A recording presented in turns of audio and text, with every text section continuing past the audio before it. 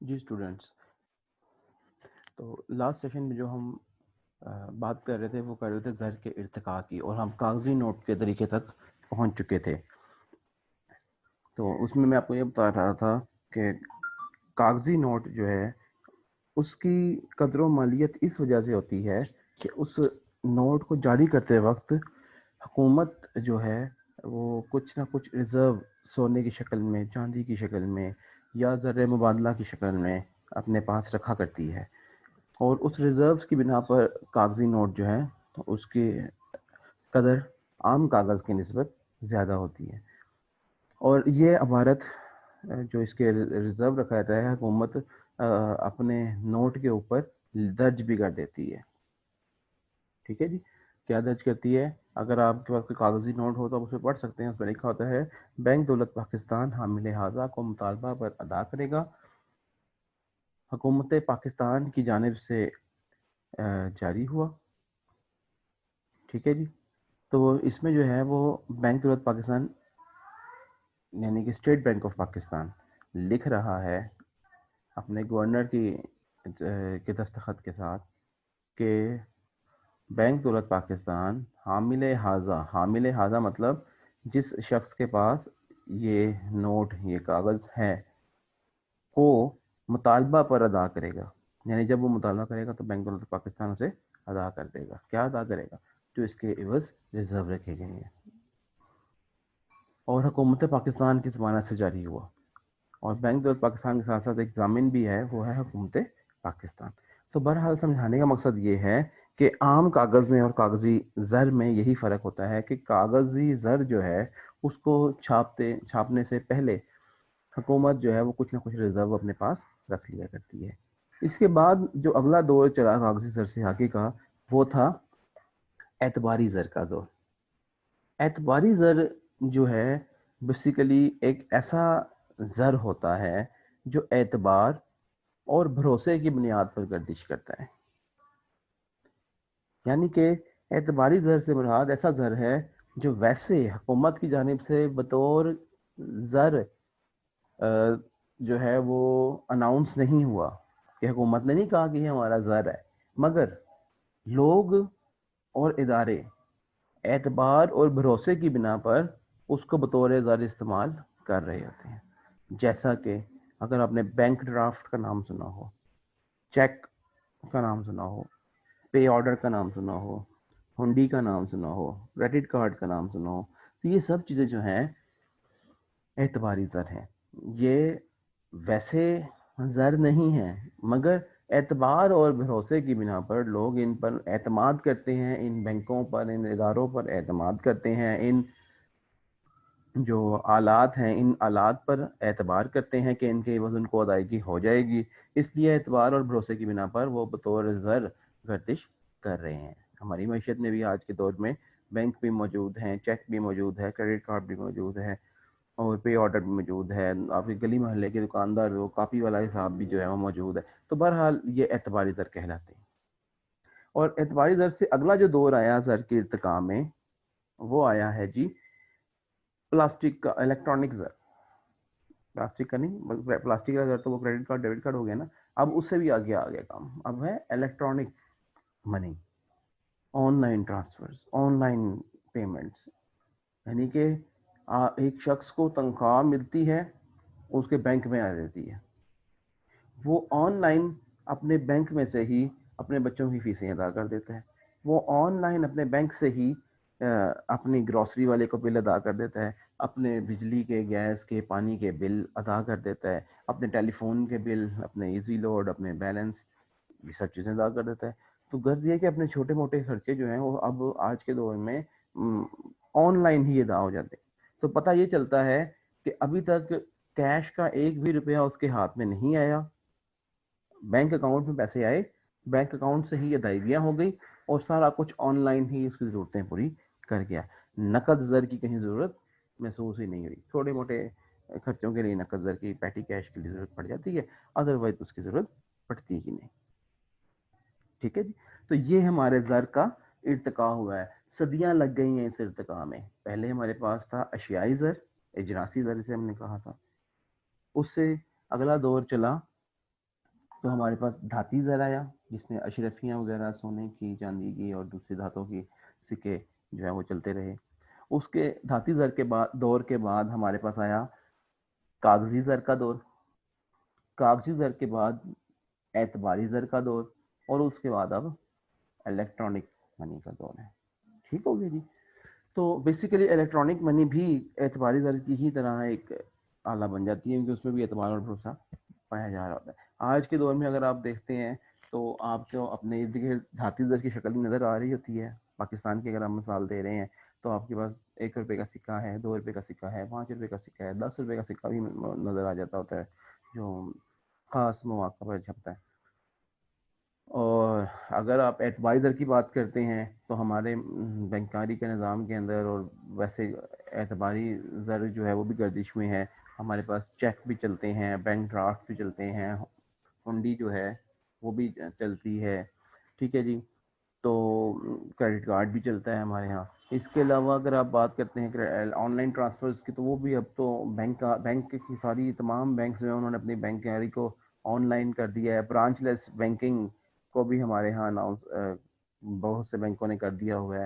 اور بینکوں کے علاوہ مائکرو فائنینسنگ انسٹیٹیوشنز لائک ٹیلی نور کا وہ ایزی پیسہ ایپ چل رہی ہے, جیز کیش ایپ چل رہی ہے, یو پیسہ ایپ چل رہی ہے, اور ڈفرینٹ اس طرح سے اب جو ہے آن لائن چیزیں الیکٹرانک زر کے ذریعے بھی اب لین دین بہت زیادہ ہو چکا ہوا ہے. ٹھیک ہے ہو گیا جی. تو یہ تھا زر کا ایک مختصر کا ارتقا. اب زر ہوتا کیا ہے پراپر آپ کے سلیبس کے اعتبار سے اگر ہم بات کرتے ہیں کہ زر کی ڈیفینیشن کیا ہے, تو اس میں آپ کم از کم 2 ڈیفینیشن یاد کر لیجئے گا.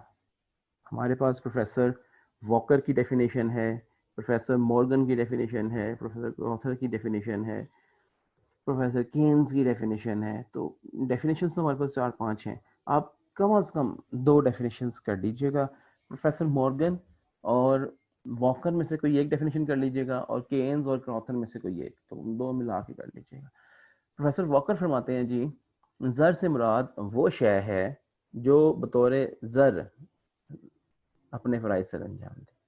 یعنی کہ مطلب یہ ہوا کہ ہر وہ شے جو زر کے فرائض سر انجام دے دے وہ زر کہلاتی ہے. منی از واٹ منی ڈز. یعنی کہ اگر دھاتی سکے زر کے فرائض سر انجام دے رہے ہیں تو وہ زر کہلائیں گے. اگر کاغذ کا نوٹ زر کے فرائض سر انجام دے رہا ہے تو وہ زر کہلائے گا. اگر ایک چیک زر کے فرائض سر انجام دے رہا ہے تو وہ چیک زر کہلائے گا. اگر ایک کریڈٹ کارڈ زر کے فرائض سر انجام دے رہا ہے تو کریڈٹ کارڈ بھی زر کہلائے گا. تو بیسیکلی پروفیسر واکر کا جو ویو ہے وہ یہ ہے کہ ہر وہ شے جو زر کے فرائض کو سر انجام دے دے وہ زر کہلاتی ہے. ٹھیک ہو گیا جی. تو ہر وہ شے جو زر کے فرائض کو سر انجام دے زر کہلاتی ہے. پروفیسر واکر کی definition money is what money does. ایک یہ ڈیفینیشن یاد کر سکتے ہیں آپ. پروفیسر مورگن نے کہا جی زر وہ شے ہے جو عام طور پر قرضوں کی ادائیگی کے لیے استعمال ہوتا ہے. یعنی کہ آپ جس سے اپنے ڈیٹس کی ادائیگی کر سکیں, اپنے قرضوں کی ادائیگی کر سکیں, وہ زر کہلاتا ہے. یہ ایک ویو ہے ڈیفینیشنز جو زر کے فرائض میں سے. اگر آپ کو بہتر لگے تو یہ کر لیں, لیکن میرے خیال میں پروفیسر واکر والی ڈیفینیشن جو ہے وہ زیادہ بہتر اور آسان ہے. اس کے علاوہ پروفیسر کروتھر نے کہا ہے جی زر وہ شے ہے, کوئی بھی وہ شے زر کہلاتی ہے جسے اعلیٰ مبادلہ یا اعلیٰ تبادلہ کی حیثیت سے قبولیت عامہ حاصل ہو اور ساتھ ہی ساتھ پیمانہ قدر اور ذخیرہ قدر کا کام سر انجام دے. بیسیکلی پروفیسر کراؤتھر جو ہیں انہوں نے زر کے جو فرائض ہیں ان فرائض میں سے ہی اہم فرائض کو یہاں پہ شامل کر لیا ہے. ٹھیک ہے. مطلب اگر آپ کو لاسٹ سیشن یاد ہو, لاسٹ لیکچر یاد ہو, تو اس میں ہم نے ڈسکس کیا تھا کہ بارٹر سسٹم کی مشکلات کیا ہیں, براہ راست تبادلہ کی مشکلات کیا ہیں. ان میں ہم نے یہ دیکھا تھا کہ براہ راست تبادلہ میں پیمانہ قدر اور ذخیرہ قدر بہت مشکل تھا. کیونکہ اس وقت شے کا کی قدر جو ہے اسے ذخیرہ کرنا بھی مشکل تھا اور اس کی پیمائش کرنا بھی مشکل تھا. زر نے آ کے وہ دونوں جو مشکلات تھی ان کا حل کر دیا. زر کی مدد سے آپ اشیاء کی جو پیمانہ قدر ہے اس کو بھی کر سکتے ہیں اور ذخیرہ قدر بھی کر سکتے ہیں. مطلب آپ معلوم کر سکتے, آپ کے پاس زر کی صورت میں ایک پیمانہ آ گیا, ایک آلہ آ گیا جس سے آپ اشیاء کی قدر کو معلوم کر سکتے ہیں. کہ مثال کے طور پر اگر آپ کہتے ہیں جی یہ ٹیوب لائٹ جو ہے وہ اس کی قدر زیادہ ہے, یا ایک صوفے کی قدر جو ہے وہ زیادہ ہے, تو آپ کلیئرلی بتا سکتے ہیں جی کہ ایک صوفے کی قدر زیادہ ہے. کیوں؟ کیونکہ صوفے کی جو مالیت ہے وہ زیادہ ہے, ٹیوب لائٹ کی مالیت کم ہے. تو آپ قدر کا جو پیمائش ہے, قدر کی پیمائش آپ زر کی شکل میں کر سکتے ہیں. اسی طرح سے آپ زر کی قدر میں, زر کی شکل میں اشیاء کی قدر کو ذخیرہ بھی کر سکتے ہیں. ٹھیک ہے نا. مطلب کئی چیزیں گل سڑ جانے والی ہوتی ہیں, آپ کے پاس سبزیاں ہوں, پھل ہوں, وہ گل سڑ جانے والی چیز ہے, خراب ہو جانے والی چیز ہے, تو آپ اس کی قدر کو زیادہ دیر تک ذخیرہ نہیں کر سکتے. مگر اگر آپ کے پاس زر ہو اور آپ اس شے کو فروخت کر کے زر کی شکل میں کنورٹ کر لیں, اینڈ کیش کر لیں, تو پھر آپ اس کی قدر کو ذخیرہ کر سکتے ہیں, زر کو ذخیرہ کر کے. تو ہر وہ شے جسے اعلیٰ تبادلہ کی حیثیت سے قبولیت عامہ حاصل ہو. اچھا, اب یہ قبولیت عامہ کیا ہوتی ہے اور اعلیٰ تبادلہ کیا ہوتے ہیں؟ اعلیٰ تبادلہ کو ہم کہتے ہیں medium of exchange. Medium of exchange یعنی کہ اشیاء کے لین دین کا اعلیٰ ذریعہ. دیکھیں, آج آپ بازار جاتے ہیں, آپ کوئی بھی چیز خریدتے ہیں, تو آپ کس ذریعے سے, کس آلے کی مدد سے کوئی چیز خرید سکتے ہیں؟ نوٹ, پیسہ, زر. آپ نے برگر خریدنا ہے, آپ پیسے دیتے ہیں, برگر خرید لیتے ہیں. آپ نے کپڑے خریدنے ہیں, پیسے دیے, برگر خرید لیا. آپ نے کچھ کھانے پینے کو لینا ہے, زر دیا اور وہ چیز حاصل کر لی. تو بیسیکلی ہوا کیا کہ زر کی مدد سے آپ کسی بھی چیز کا تبادلہ کر رہے ہیں. کوئی بھی چیز آپ خرید کر رہے ہیں تو زر کی مدد, تو اعلیٰ تبادلہ ہوتا ہے جس کی مدد سے آپ اشیاء کا لین دین کر سکیں. اور قبولیت عامہ ہوتا ہے جسے جنرل پبلک, عام لوگ, تمام لوگ بلا کسی ہچکچاہٹ کے قبول کر لیں. یعنی کہ جسے عام لوگ قبول کرنے سے انکاری نہ ہو, اس چیز کو ہم کہتے ہیں قبولیت عامہ حاصل ہے. جیسے اب مثال کے طور پر پاکستان کے اگر آپ بات کرتے ہیں, تو ہمارے یہاں جو پاکستان کا کرنسی نوٹ ہے, آپ نے کچھ خریدنا ہے تو آپ جا کے ہمارا کرنسی نوٹ ادا کرتے ہیں بازار میں دکاندار کو, اور وہ چیز حاصل کر لیتے ہیں. دکاندار نے اس کو خاموشی سے رکھ لیا, یعنی کہ اس نے قبولیت لے لی, اس نے قبول کر لیا, تو ہم کہیں گے جی ہمارے نوٹ کو قبول کر لیا گیا, لہذا ہمارے اس نوٹ کو قبولیت عامہ حاصل ہے, اور اس کے عوض آپ کو چیز مل گئی, لہذا وہ اعلیٰ تبادلہ کی ایسے کام بھی کر رہا ہے. اور آپ اس کیش کی مدد سے پیمانہ قدر بھی کر سکتے ہو, یعنی چیز کی پیمائش بھی کر سکتے ہو کہ اس کی قدر کتنی ہے, اور ساتھ ذخیرہ قدر بھی کر سکتے ہیں, یعنی چیز کی قدر کو آپ دیر عرصے کے لیے, لمبے عرصے کے لیے ذخیرہ بھی کر سکتے. تو ان شارٹ پروفیسر کراؤتھر نے یہ کہا جی ہر وہ شے زر کہلاتی ہے جسے اعلیٰ تبادلہ کی حیثیت سے قبولیت عامہ حاصل ہو, اور ساتھ ساتھ وہ پیمانہ قدر اور ذخیرہ قدر کا کام سر انجام دے. ٹھیک ہو گیا جی. ایک بار انگلش میں پڑھ دیتے ہیں. Anything that is generally acceptable as means of exchange and at the same time act as measure of value and store of value. یہ پروفیسر کراؤتھر کی ڈیفینیشن ہے. تو ڈیفینیشن یہ بہت شاندار ہے, بس اس میں ایک آسپیکٹ جو ہے اس کو مس کر دیا ہے جو پروفیسر مورگن نے اپنی تعریف میں شامل کیا تھا, وہ تھا قرضوں کی ادائیگی, مستقبل کی ادائیگی. ٹھیک ہے نا, یہ آسپیکٹ کراؤتھر نے مس کیا ہے. ادروائز کراؤتھر کی ڈیفینیشن ایک بہت شاندار ڈیفینیشن ہے. لاسٹ ڈیفینیشن زر کے لیے جو ہمارے سلیبس میں فی الحال موجود ہے وہ ہے جی جے ایم کینز کی ڈیفینیشن. جے ایم کینز کہتے ہیں جی that by delivery of which debt contracts and price contracts are discharged, and in the shape of which a store of general purchasing power is held. मतलब ज़र वो शय है जिसके ज़रिए उधार के मुआहदों और कीमत के मुआहदों की अदायगी चुकाई जाती है और जिसकी शक्ल में आम क़ुव्वत ख़रीद का ज़ख़ीरा किया जाता है. तो बेसिकली इन्होंने भी 3 मेजर एस्पेक्ट्स के हाईलाइट किए. पहला क्या है जी, उधार के मुआहदे जिसमें अदा हो सकें, यानी कि आप ज़र की शक्ल में उधारी, आपने उधार लिया है तो आप ज़र की शक्ल में उधार वापस चुका सकते हैं, और आपका उधार जो है वो डेफर्ड पेमेंट जो है, आपने पढ़ा था लास्ट टाइम डेफर्ड पेमेंट, तो आपने जो मुस्तक़बिल में अदायगियाँ करनी होती हैं, जो उधार लेन देन करना होता है, उसके लिए ज़र अपना काम फ़र्ज सर अंजाम दे. और कीमत के मुआहदे, यानी कि आपने कुछ शय खरीदनी है तो आप उस कीमत भी बतौर ज़र इस्तेमाल कर सकते हैं.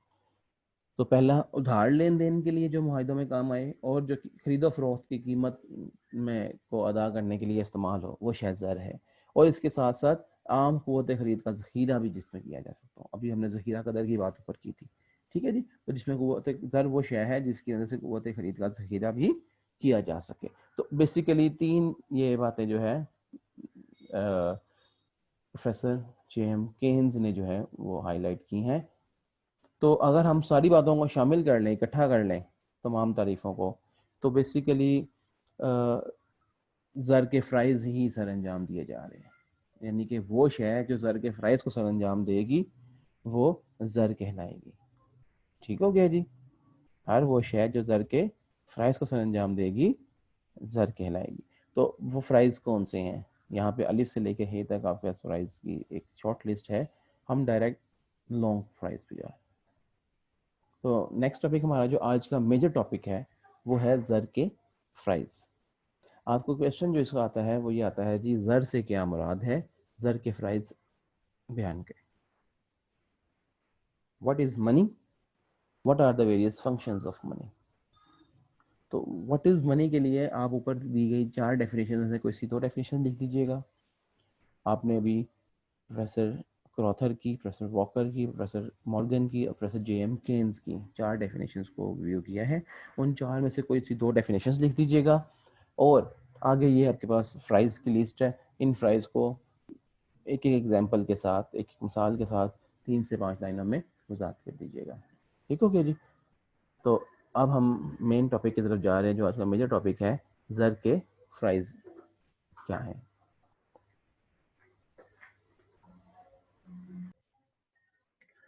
जी स्टूडेंट्स, तो ज़र के फ़राइज़ में जो पहला फ़र्ज़ है वो है आलाए तबादला, मीडियम ऑफ एक्सचेंज. अभी मैंने आपको पहले थोड़ा सा एक्सप्लेन किया था इसे कि मीडियम ऑफ एक्सचेंज से मुराद ऐसी शय है जिसकी मदद से आप अशिया की लेन देन कर सकते हैं. मतलब आपको कोई चीज़ ख़रीदनी है तो उसको ख़रीदने का जो ज़रिया है, जो आला है, वो ज़र उसका फ़र्ज़ सर अंजाम देता है. उसको आप बतौर ज़र को बतौर ज़रिया यूज़ करते हैं, बतौर आला यूज़ करते हैं और आप उस चीज़ को ख़रीद लेते हैं. आपने लास्ट लेक्चर में कौमी आमदनी का दायरी बहाव देखा था.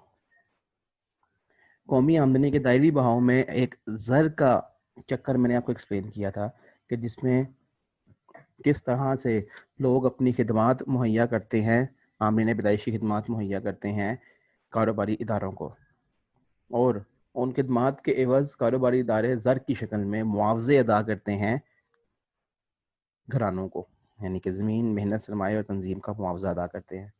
और जो पैसा मुआवजे की शक्ल में मिलता है, ज़मीन का, मेहनत का, सरमाए का और तंजीम का मुआवजा, वही पैसा अशिया और ख़िदमात जो कारोबारी इदारों ने बनाई होती हैं उनकी कीमत की शक्ल में वापस चला जाता है कारोबारी इदारों के पास.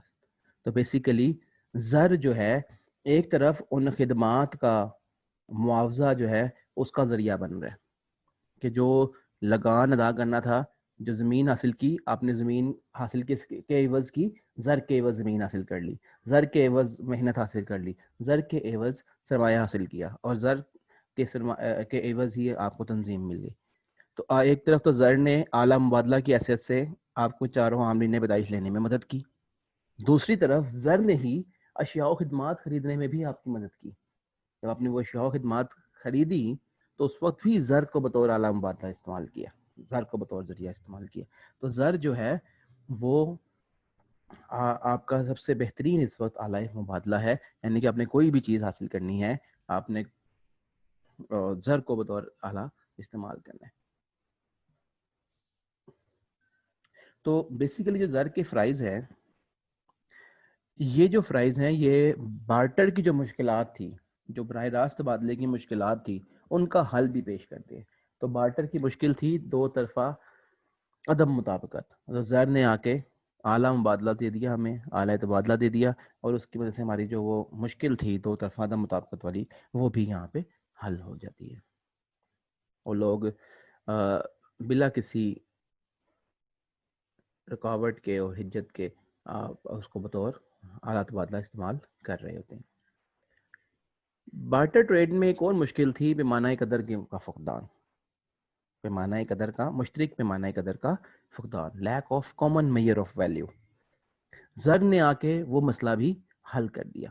تو زر کا دوسرا فرض ہے میئر آف ویلیو. آپ زر کی مدد سے چیز کی قدر کی پیمائش کر سکتے ہیں. جیسا کہ آپ جانتے ہیں ہمیں چیز کی پیمائش دو طرح سے کرنی ہوتی ہے. ایک ہم نے کرنی ہوتی ہے چیز کی خود کی پیمائش, جیسے کہ ہمیں چاول چاہیے, چینی چاہیے, تو ہم اس کی پیمائش کرتے ہیں وزن کے ترازو کے اوپر تول کے. تو ہمارے پاس باٹ ہوتے ہیں 1 کلو والا, 2 کلو والا, ہم ان کی مدد سے اس کی پیمائش کر لیا کرتے ہیں. اسی طرح کپڑے کی پیمائش کرنی ہے تو آپ وہ میٹروں کی شکل میں کپڑے کی پیمائش کر لیا کرتے ہیں. تو ہم ایک مقصد تو ہوتا ہے پہلے چیز کی پیمائش کرنا کسی کامن وزن کے ساتھ یا کسی کامن سائز کے ساتھ. دوسرا مقصد ہوتا ہے چیز کی قدر کی پیمائش کرنا. وزنی یا سائز کا پیمائش تو ہم لوگ کر لیتے ہیں, لیکن جو قدر کی پیمائش ہے وہ مشکل ہوتی تھی کہ کس چیز کی قدر زیادہ ہوگی, کس چیز کی قدر کم ہوگی. زر نے آ کے پیمائش قدر جو ہے وہ بھی کر دی. مثال کے طور پر اگر آپ کو چینی اور کپڑا چاہیے, اور چینی کی قیمت ہے 50 روپے فی کلو, کپڑے کی قیمت ہے 100 روپیہ فی میٹر فرض کر لیتے ہیں, تو اس وقت زر نے آ کے دونوں کی پیمائش جو ہے ہمیں کر کے دے دی کہ بھئی اس کی قدر 50 روپے ہے, اس کی قدر 100 روپے, چینی کی قدر 50, کپڑے کی قدر 100 روپیہ. تو بارٹر کے اندر مشکل یہ تھی کہ کتنی چینی برابر ہے کتنا کپڑا, کس چیز کی قدر زیادہ ہوگی, کس چیز کی قدر کم ہوگی. زر نے آ کے ہمارا یہ مسئلہ بھی حل کر دیا, اور زر نے ہمیں ایک کامن میئر آف ویلیو کا آلہ پرووائڈ کر دیا. ٹھیک ہو گیا جی. تھرڈ اس کا جو فنکشن ہے زر کا وہ ہے انتقال قدر, ٹرانسفر آف ویلیو. انتقال کا معنی ہوتا ہے ایک جگہ سے دوسری جگہ منتقل کرنا.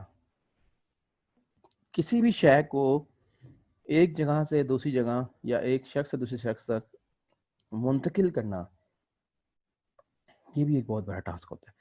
جب بارٹر ٹریڈ تھی تو ہم نے پڑھا تھا کہ جب آپ کو ایک علاقے سے دوسرے علاقے تک اپنے زر کو لے کے جانا ہے, اپنی دولت کو لے کے جانا ہے, تو اس وقت بہت زیادہ خدشہ آتا تھا. ایک تو اخراجات بہت زیادہ ہوتے تھے, پر نقصان کا خدشہ بھی بہت بڑا ہوتا تھا.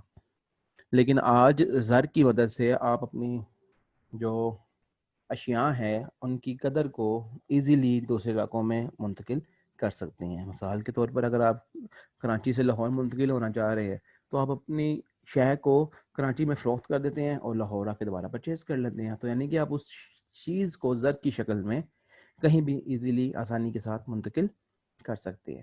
تو اسی طرح سے کوئی کسان ہے, اگر وہ کسی شہر میں شفٹ ہونا چاہ رہا ہے تو وہ بھی ایزیلی اپنی کھیتوں کو گاؤں میں فروخت کر دیتا ہے اور شہر میں آ کے گھر خرید لیتا ہے. تو اب زر کی مدد سے اشیاء کی قدر جو ہے اس کا انتقال بھی ممکن ہو چکا ہے. تو یہ بھی ایک زر کا اہم فرض ہے کہ وہ انتقال قدر کا ذریعہ بھی بن رہا ہوتا ہے. بارٹر میں ایک اور مشکل تھی حکومتی ادائیگیوں اور حکومتی وصولیوں میں مشکل. آپ کو اگر بارٹر والا لیکچر لاسٹ لیکچر تھا اس میں یاد ہو کہ حکومت کو اپنی ادائیگیاں اور وصولیاں کرتے وقت بڑی مشکل ہو رہی تھی. یعنی کہ حکومتی جو واجبات ہیں, جیسے حکومت نے ٹیکس وصول کرنے ہیں, محصول وصول کرنے ہیں, کوئی مالیہ وصول کرنا ہے, جرمانے وصول کرنے ہیں, کوئی یوٹیلیٹی بلز وصول کرنے ہیں، یہ تمام چیزیں حکومت کی آمدنی ہوتی ہے. اور اگر حکومت نے اپنے ملازمین کو تنخواہ دینی ہے، کوئی پینشنز دینی ہے، انعامات دینے ہیں، وظائف دینے ہیں، مختلف محکموں کے اخراجات اٹھانے ہیں، یہ سب حکومت کی ادائیگی ہوتی ہے. تو زر نے آ کے حکومت کی وصولیوں اور ادائیگیوں کو بھی بہت آسان کر دیا ہے، کیونکہ اگر اشیاء کی شکل میں حکومت کو وصولیاں ہوں گی تو حکومت اشیاء کی شکل میں ٹھیک سے ادائیگی نہیں کر پاتی، اس کو سنبھالنا، اس کو مینیج کرنا بہت مشکل کام تھا. زر نے آ کے یہ کام آسان کر دیا ہے. اب حکومت جو ہے وہ آسانی کے ساتھ زر کی شکل میں آمدنی حاصل کرتی ہے اور زر کی شکل میں ہی اس کو خرچ کر دیا کرتی ہے. اگر آپ چاہیں تو اس ہیڈنگ نمبر 4 کے 2 حصے بھی کر سکتے ہیں. حکومت کی وصولیوں کا ذریعہ علیحدہ بنا دیں، حکومت کی ادائیگیوں کا ذریعہ علیحدہ ہیڈنگ کر سکتے ہیں. اور اس کے جو یہ لاسٹ سیگمنٹ ہے اس کو آپ ایک الگ ہیڈنگ میں ایڈ کر سکتے ہیں. وہ یہ ہے جی کہ زر کی مدد سے آپ بین الاقوامی تجارت بھی کر سکتے ہیں. بین الاقوامی تجارت وہ تجارت ہوتی ہے جس میں آپ 2 یا 2 سے زائد ممالک کے باشندے مل کر آپس میں کوئی خرید و فروخت کر رہے ہیں. جب بارڈرز انوالو ہو جائیں، 2 یا 2 سے زیادہ ممالک کے لوگ باشندے شامل ہو جائیں آپس میں خرید و فروخت کرنے کے لیے، درآمدات برآمدات کرنے کے لیے، تو اس وقت تجارت کہلاتی ہے بین الاقوامی تجارت. تو بین الاقوامی تجارت بھی زر کی مدد سے ممکن ہے. اگر اشیاء کے بدلے اشیاء کا تبادلہ کرنا ہوتا تھا تو بین الاقوامی تجارت بہت مشکل کام تھا. زر نے آگے اس کی مشکلات کو بھی آسان بنا دی ہے. نیکسٹ فنکشن ہے جی ہمارا معاشی ترقی. دیکھیں کسی بھی ملک کی جو معیشت ہے اس کی ترقی کے لیے ملک میں آزادانہ تجارت بہت ضروری ہے. زر کے آنے سے لوگوں کو سرمایہ کاری کے اندر آسانیاں ملتی ہیں، لوگوں کو خرید و فروخت کے اندر آسانیاں ملتی ہیں، لوگوں کو لین دین میں آسانیاں ملتی ہیں. جب آپ کی خرید و فروخت میں مشکلات کم ہو جائیں گی، آپ کے پیسے کی وصولی میں مشکلات کم ہو جائیں گی، سرمایہ کاری کرنے میں مشکلات کم ہو جائیں گی، پیداواری عوامل کو شروع کرنے میں مشکلات کم ہو جائیں گی، تو آپ کے ملک کی جو پیداوار ہے، جو ملک کی سطح کی پیداوار ہے، اس میں اضافہ ہوگا، آپ کی بےروزگاری میں کمی ہوگی، ملک کی آمدنی ہے، لوگوں کی آمدنی میں اضافہ ہوگا. تو الٹیمیٹلی آپ کی معیشت جو ہے وہ ترقی کرنے لگے گی. ٹھیک ہے، تو زر کے آنے سے آپ کی معیشت جو ہے وہ بھی بہت بہتر اور مستقیم ہونا شروع ہو گئی ہیں، کیونکہ زر نے تجارت میں جو مشکلات تھی ان مشکلات کو حل کیا. تو اس لیے زر کے آنے سے معاشی ترقی کی گارنٹی بھی ہو رہی ہے. اچھا آگے آپ کے پاس یہاں متفرق فرائض ہے. میرا مشورہ یہ ہوگا کہ اس کے بھی پوائنٹس آپ الگ ہیڈنگز کے اندر ہی رکھیں. لائک پوائنٹ نمبر 1 جو اس وقت آپ کے سامنے آ رہا ہے متفرق فرائض میں، اس کا جو ہے وہ آپ رکھیں جی حساب کتاب کی اکائی. حساب کتاب کی اکائی کہ دور جدید میں جو آپ کے حساب کتاب ہے، جو آپ کے لین دین ہے، آپ زر کی مدد سے آسانی کے ساتھ کر لیتے ہیں. آپ نے کوئی قیمتیں ادا کرنی ہیں، آپ نے کوئی عاملین کے معاوضے ادا کرنے ہیں، آپ نے کوئی ادھار لین دین کرنا ہے، تو آپ تمام چیزیں جو ہیں زر کی صورت میں متعین کر لیتے ہیں، زر کی صورت میں ان کی لکھت پڑھت کر لیتے ہیں. تو آپ کی حساب کتاب کی اکائی اب کون ہے جی؟ زر بن چکی ہے. تو زر نے آ کے ایک اور فرض یہ انجام دیا کہ اس نے آپ کو ایک کامن حساب کتاب کی اکائی پرووائڈ کر دی. آپ نے دیکھیں پاکستان کی حساب کتاب کی اکائی روپیہ ہے، امریکہ کی حساب کتاب کی اکائی ڈالر ہے، انگلینڈ کی پاؤنڈ ہے. تو یعنی کہ جو جس ملک کی کرنسی ہے اس ملک میں حساب کتاب، تمام ادائیگیاں، تمام وصولیاں اسی یونٹ کے اندر ہوتا ہے، اسی اکائی کے اندر ہوتا ہے. تو یونٹ آف اکاؤنٹ آپ کو یہ ہیڈنگ بن جانی چاہیے. اس کی آپ ہیڈنگ بنا لیں گے حساب کتاب کی اکائی، یعنی unit of account. Point number جو 2 ہے یہ بھی آپ الگ ہیڈنگ بنا لیجئے گا، یا تو قبولیت عامہ کی حیثیت سے یا اعلی مبادلہ کی حیثیت سے. تو اس میں بیسیکلی زر کیا ہے، یہ سب سے آپ کا وہ ذریعہ ہے جس کو لوگوں نے بغیر کسی حیل و حجت کے، یعنی کہ بنا کسی بہانے کے، بنا کسی رکاوٹ کے، بنا کسی آبجیکشن کے وصول کر لیتے ہیں. اس سے پہلے، زر سے پہلے آپ کے پاس سکے ہوا کرتے تھے، چاندی ہوا کرتی تھی یا دوسری اشیاء ہوا کرتی تھی، ان کو لوگ آسانی سے قبول نہیں کرتے. کیونکہ دیکھیں ہم نا ہیرے کی پرکھ ہر بندے کو نہیں ہے، چاندی کی سونے کی پرکھ ہر بندے کو نہیں ہے. اس میں کھوٹ بھی ہو سکتا ہے، اس میں 2 نمبر ملاوٹ بھی ہو سکتی ہے. تو اس لیے ان چیزوں کو قبولیت عامہ حاصل کر اتنی زیادہ نہیں تھے. لیکن آج کا جو زر ہے اسے مکمل قبولیت عامہ حاصل ہے. تو قبولیت عامہ بھی ایک بہت اہم فرض ہے زر کا. اسی طرح most liquid asset, money is most liquid asset. Most liquid ہوتا ہے جو کہ کسی بھی شکل میں بڑی آسانی کے ساتھ ڈھل سکتا ہے. یہاں زر سیال پذیر اثاثہ ہے. سیال پذیر مطلب یہاں پہ کیا ہے کہ اسے آپ کسی بھی وقت کسی بھی شکل میں ڈھال سکتے ہیں. مثلا میرے پاس 1000 روپیہ ہے، میں چاہوں تو اس سے برگر کی شکل میں ڈھال لوں، میں چاہوں تو اس کو کتاب کی شکل میں ڈھال لوں، چاہوں تو اس کو جوتوں کی شکل میں ڈھال لوں، چاہوں تو اس کو کپڑوں کی شکل میں ڈھال لوں. تو آپ زر کو فوراً سے بہت جلد سے کسی بھی شکل کے اندر ڈھال سکتے ہیں. تو اس لیے اس کو ہم بولتے ہیں موسٹ لکوڈ ایسڈ، سیال پذیر اثاثہ. اور اس کے ساتھ ساتھ حکومت اپنی ضروریات اور خسارے پورا کرنے کے لیے زر کی رسد بڑھا سکتی ہے. ظاہر ہے جی، اب جب حکومت نے نوٹ چھاپنے ہیں تو اگر حکومت کو مزید زر کی ضرورت ہو یا حکومت کو جو ہے وہ کوئی خسارہ ہو رہا ہو اس کے بجٹ کے اندر، تو ان خسارے کو پورا کرنے کے لیے حکومت مزید زر کی رسد کو بڑھا سکتی ہے، نئے نوٹ بھی چھاپ سکتی ہے. اگر نئے نوٹ حکومت چھاپ رہی ہو اور اس کے عوض نئی سیکیورٹی نہ رکھ رہی ہو تو یہ عمل کہلاتا ہے ڈیفیسٹ فائنانسنگ، تمویل خاسر. اردو میں سے ہم کہتے ہیں تمویل خاسر، ڈیفیسٹ فائنانسنگ. ٹھیک ہے جی. اور اگر حکومت اس کے عوض کوئی سیکیورٹی رکھ رہی ہو نئے نوٹ چھاپنے کے عوض تو پھر وہ عمل زر کی رسد میں اضافہ تو کہلائے گا مگر وہ تمویل خاسر یا ڈیفیسٹ فائنانسنگ نہیں کہلائے گا. اور لاسٹ پوائنٹ آج کا ہے جی کہ ہمارا جو آج جدید دور میں بینکاری کا نظام ہے، وہ سارا بینکاری کا نظام جو اس کی بیک بون ہے وہ زر ہے. تمام بینک زر کی بیس پر ہی اپنا بزنس کر رہے ہیں اور زر کی مدد سے ہی اپنا نظام چلا رہے ہیں. تو جدید بینکاری کا نظام جو ہے اس کی کاروبار کی بیک بون، ان کی جو بنیاد ہے وہ زر کے اوپر ہے. ٹھیک ہو گیا جی. تو یہ جو ہم نے پوائنٹس کیے ہیں، اگر آپ یہ چاہیں تو ان سب ہیڈنگز کی میجر ہیڈنگز بنا کے اپنی میجر ہیڈنگز کی تعداد کو 10 سے زیادہ کر لیں، وہ زیادہ بہتر ہوگا. کیونکہ میجر ہیڈنگ 6 ہوں گے، سب ہیڈنگ 5، اس کا ہمیں کوئی خاص فائدہ نہیں ہے. اس لیے کوشش یہ کیجیے گا میجر ہیڈنگز ہی آپ کی 10 کے قریب ہو جائیں اور پھر آپ ایک ہیڈنگ متفرق کے نام سے ڈال لیں. اگر آپ کے ذہن میں کوئی مزید پوائنٹ آئے تو اس کو متفرق میں آپ ڈال سکتے ہیں. تو یہ تھا جی ہمارا آج کا ٹاپک، زر کے فرائض. کل یا نیکسٹ سیشن میں ہم انشاءاللہ ٹاپک کریں گے کائنڈز آف منی، زر کی اقسام. اسے ریوائز کر کے آئیے گا جی.